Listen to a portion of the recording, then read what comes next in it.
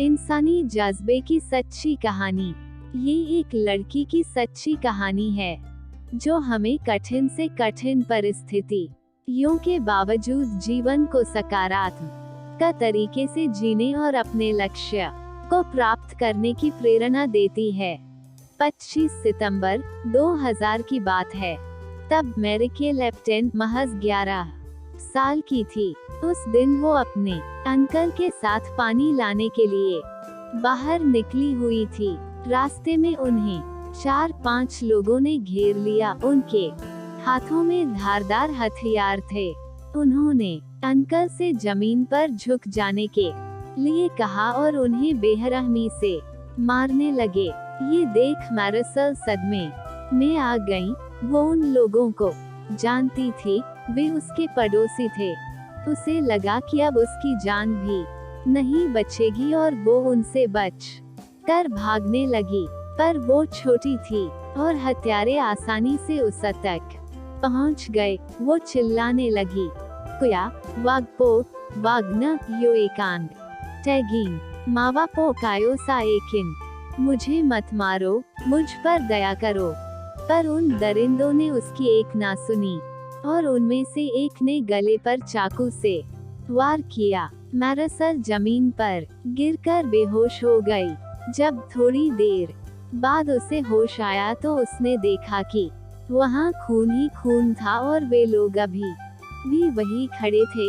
इसलिए उसने बिना किसी हरकत के मरे होने का नाटक किया। जब वे लोग चले गए तब वो उठी और घर की ओर दौड़ने लगी। भागते भागते ही उसने देखा कि उसकी दोनों हथेलियां हाथ से जुड़ी लटक रही हैं। ये देख मैरिसल और भी घबरा गई और रोते रोते भागती रही। जब वो अपने घर के करीब पहुंच गई तब अपनी माँ को आवाज दी। माँ बाहर आई और अपनी बेटी की ये हालत देख भयभीत हो गईं। उन्होंने बेटी को तुरंत एक कंबल में लपेटा और हॉस्पिटल ले गईं। हॉस्पिटल दूर था। पहुंचते पहुंचते काफी वक्त बीत गया। डॉक्टर्स को कोई उम्मीद नहीं थी कि वे मैरिसल को बचा पाएंगे, पर 5 घंटे के ऑपरेशन के बाद भी वो जिंदा थी। पर डॉक्टर्स उसका हाथ नहीं बचा पाए थे। परेशानियां यहीं नहीं खत्म हुई। जब वे वापस गए तो उनका घर लूट कर जलाया जा चुका था। गरीब होने के कारण उनके पास हॉस्पिटल का बिल भरने के पैसे भी नहीं थे।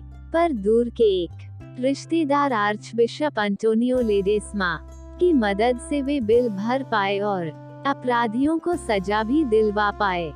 इतना कुछ हो जाने के बाद भी मैरिसल ने कभी भगवान को नहीं कोसा कि उसके साथ ही ऐसा क्यों हुआ, बल्कि उसका कहना है कि ईश्वर में विश्वास रखते हुए मैं और भी दृढ़ निश्चय हो गई कि मुझे एक सामान्य जीवन जीना है। मुझे लगता है कि मैं दुनिया में किसी जरूरी मिशन के लिए हूँ, इसीलिए मैं इस हमले से बच पाई हूँ। मैरिसल ने हाई स्कूल की पढ़ाई पूरी की और 2008 में होटल मैनेजमेंट का कोर्स भी पूरा किया और बचपन से खाना बनाने के शौक के कारण 2011 में शेफ बनने की शिक्षा पूरी की। इतनी बड़ी डिसेबिलिटी के बावजूद जीवन में आगे जाने के जज्बे को आसपास के लोग नजरअंदाज नहीं कर सकते थे और जल्द ही मैरिसल को मीडिया हाईलाइट करने लगा। ऐसे ही एक कार्यक्रम को देखकर होटल एड्सा शांग्री-ला, मनीला, फिलीपींस ने उसे अपने यहाँ किसी प्रोजेक्ट पर काम करने का मौका दिया। मैरिसल के साथ काम करने वाले शेफ अल्जामिल बोर्जा बताते हैं, वो मदद के लिए सिर्फ तभी पुकारती है जब उन्हें कोई गर्म पात्र हटाना होता है या किसी शीशी का चिकना ढक्कन खोलना होता है। मैरिसल आज भी उसी होटल में बतौर शेफ काम करती हैं और अपने जज्बे के दम पर लाखों करोड़ों लोगों को प्रेरित करती रहती हैं। फ्रेंड्स, अक्सर हम अपनी लाइफ में आने वाली छोटी मोटी परेशानियों से घबरा जाते हैं और अपना विश्वास कमजोर कर बैठते हैं। पर आज की ये कहानी बताती है कि सिचुएशन कितनी ही खराब क्यों न हो, हम उसे बदल सकते हैं। मैरसल की कही एक बात हमें याद रखनी चाहिए, यदि आप सपने देखें, कड़ी मेहनत करें और ईश्वर में आस्था रखें तो कुछ भी संभव है।